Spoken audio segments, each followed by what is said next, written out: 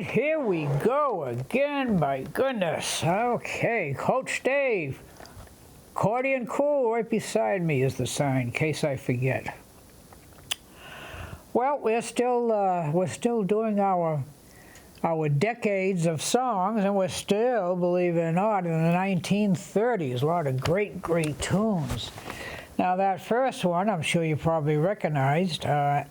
Actually, it was written in 1935 by a fellow named Louis Prima. Now, the big hit was when Benny Goodman did it, sort of in the arrangement I just did, but all those bass fills, well, that's what the drummer never showed today. You know, these drummers, you can't depend on us, so I had to kind of do the fills myself. Because Gene Krupa was a great drummer, and he was the drummer on that recording, and when they did that, the Benny Goodman Band in 1937. Now, Gene Krupa kind of had the reputation of not being a real nice gentleman. I met him once, and the reputation's sort of correct. 1967, I had, you've heard me mention Art Van Dam once or twice in this show. Well, I had Art in to do a concert. So I picked him up at the airport. Now, this wasn't a time when you could go down Boylston Street in Boston and there'd be 2 or 3 jazz clubs. So we picked a jazz club, went down, and Gene Krupa was there. And he was on a break, and he recognized Art, and he came over, and we had a very unforgettable conversation. Then he went back on. Now, it's kind of a common courtesy. You know, if you're playing and some great musician, or even not so great, comes in, you kind of introduce them to the crowd. Did not mention once that the greatest jazz accordion player in the world was in the room. Art, being the gentleman that he was, he just, you know, just flipped it off. No, let me rephrase that. Just, you know, didn't bother him. Well, I don't know if it bothered him or not, but outwardly you would never have known. So that's my experience with Gene Krupa. Well, 1931, a song was written by a fellow named Irving Berlin. I'm sure you've heard of him. And this song is called All of Me.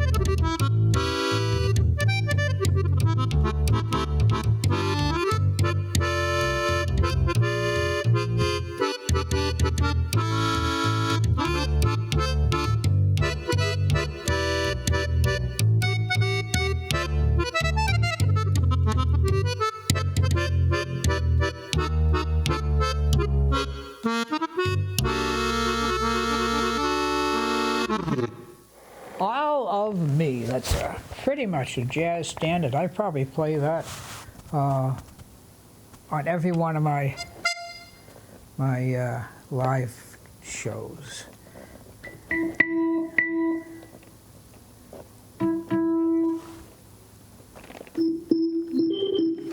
Okay, just got to head check in with the mothership with this accordion. Okay, this next song, 1933, looks like it was written by George Gershwin. came from a movie called, actually it was a show, I think then it then became a movie called Porgy and Bess.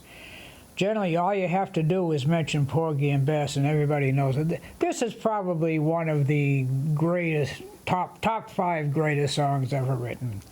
Not the greatest. There's still a few that I feel personally, but you know, this is right up there. Little tune called "Summertime." Now, when I was just, you know, getting the mothership up there to work, we're gonna do a little different sound on this and probably drive Austin crazy right out of the control room, but that's okay. So let's do a little "Summertime."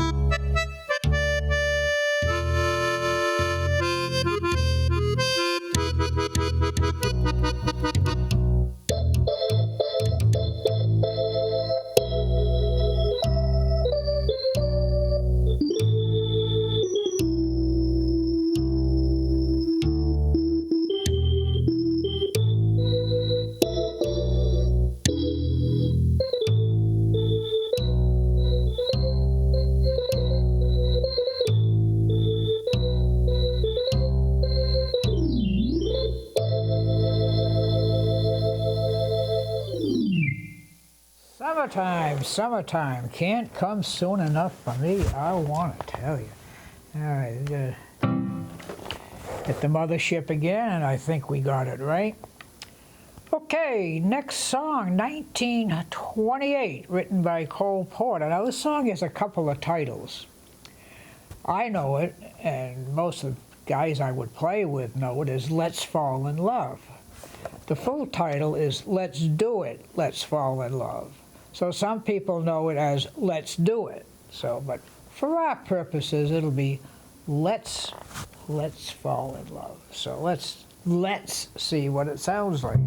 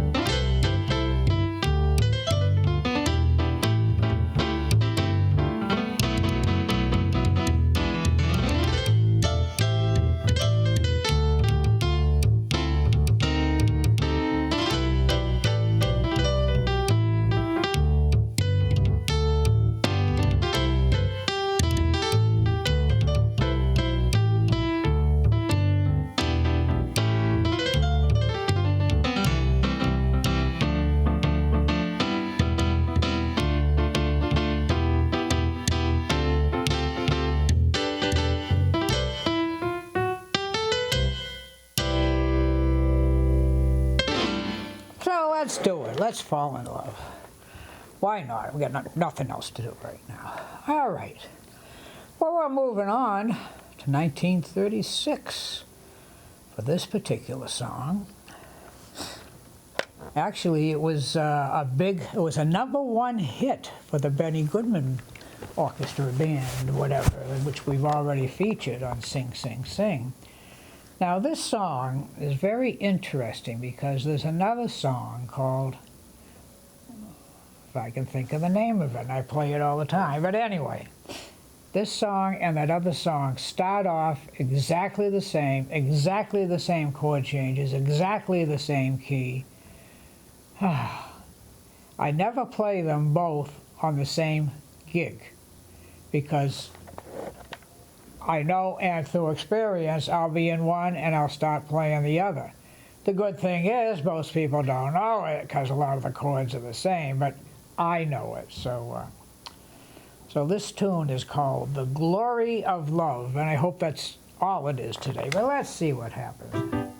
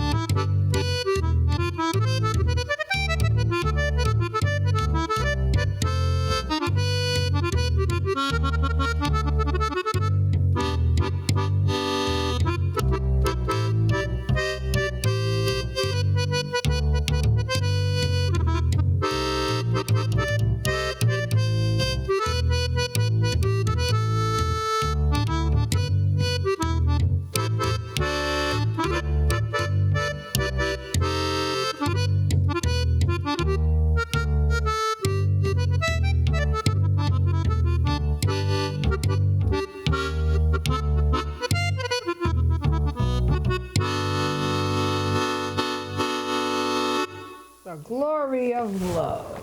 And the other song, which it just came into my brain, is Making Whoopee. Starts exactly the same way, and no, I'm not going to do it now because then I'll totally screw things up. So, Glory of Love, yes, was a #1 hit for the Benny Goodman Orchestra. Well, this next song, we're going back to 1868. 1868, just a couple of years ago. Why? Because this was actually a drinking song, you know, a novelty song way back then. Around 1934, a fellow named Glenn Miller, ever hear the Glenn Miller Orchestra? Well, they recorded it and had a big hit, and it's called Little Brown Jug. So it's just kind of a fun novelty thing. So let's see what happens with it.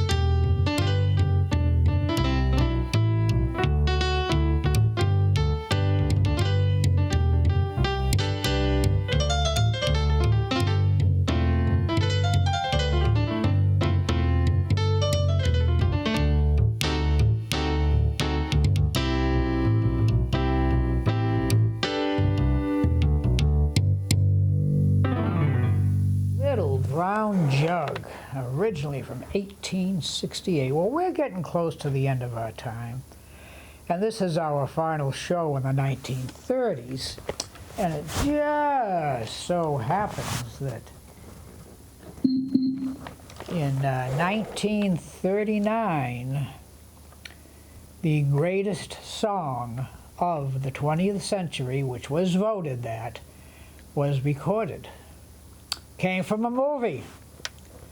Now, it almost didn't make it in the movie because the producers said, "Oh, this is silly. You can't picture a young girl in the middle of a cornfield singing a song like this."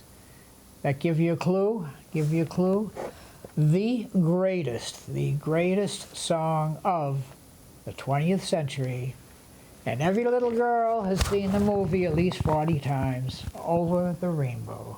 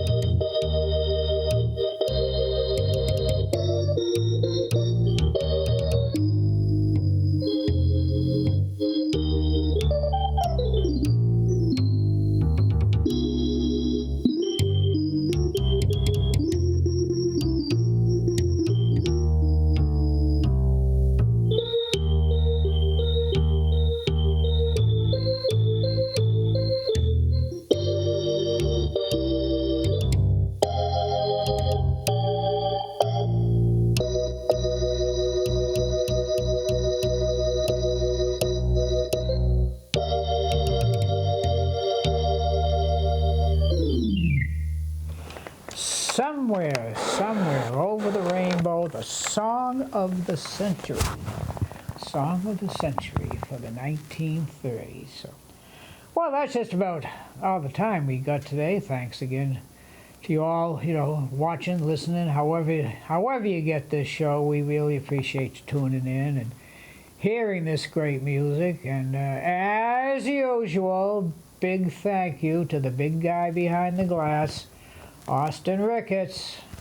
Gave a little challenge today with 2 different orchestral sounds, and of course a lot of bass in that first one, but I'm sure that he pulled through like the chimp that he is. So, and you know, I'm gonna tell you, bring the young'uns in, especially to hear things like "Over the Rainbow," Coach Dave's rendition of "Over the Rainbow." So let's take it home with, oh, I don't know, I know, let's do Brown Jug again to take it home with. Here we go.